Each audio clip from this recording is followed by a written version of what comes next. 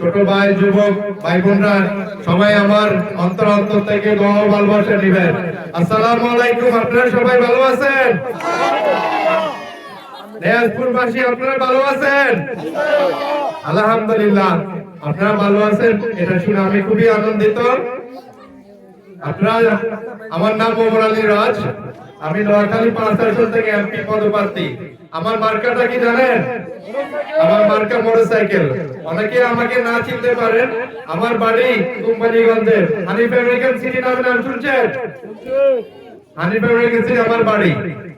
যাতে এখানে লেখা আছে হানিফ আমেরিকান সিটি, তাহলে আমেরিকার কোন রিলেশনশিপ আছে। আমি বিগত ২৬ বছর আমেরিকাতে ছিলাম। আপনি আমেরিকা কোথায় জানেননি? America one of the largest country, আর সবচেয়ে অনেক উন্নত রাষ্ট্র। জানেননি এটা? তো একটা ছেলে, একটা সন্তান আমেরিকা রাখি কেন এলাকাতে আসে জানেননি? জানেননি? কিন্তু আমরা ভোটের সময় কি হয়, এই ১০০ টাকা ২০০ টাকা ৫০০ টাকার জন্য বিক্রি হয়ে যায়। আপনার মূল্য কি ৫০০ টাকা? না, আপনার মূল্য কোটি কোটি টাকা। আপনার মূল্য, আপনার যেটা প্রাপ্ত সেটা আপনার মূল্য। টাকা দিয়ে মূল্য বিক্রি করা যায় না। আপনার মূল্য আপনার চিকিৎসা, আপনার মূল্য আপনার ছেলে মেয়েদের লেখাপড়ার ব্যবস্থা করে দেওয়ার জন্য, আপনার মূল্য আপনাদের এলাকার ইনফ্রাস্ট্রাকচারটাকে ডেভেলপ করা, রাস্তাঘাট প্রপারলি মানুষ বানায়। আমি যেটা দেখলাম আপনাদের এই দিনাজপুর অনেক আন্ডারডেভেলপড।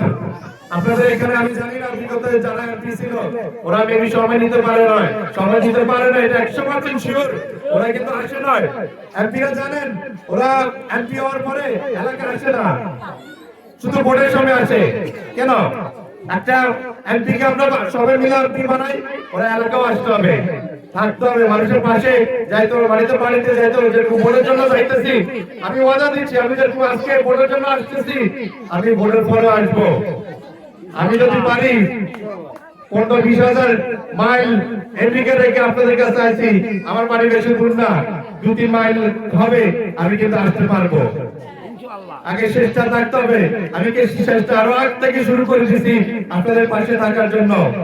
আর আমার যারা যুবক ভাই বোনরা, আপনাদের জন্য বলতেছি, আমি তরুণ, আমার দাঁড়িয়ে আছে কিন্তু আমার বয়স বেশি হয় নয়। তো তরুণ ভাইদেরকে বলতেছি, আমি তোমাদের জন্য কাজ করব। আমি আইটির মাধ্যমে তোমাদের জন্য জবের ব্যবস্থা করব।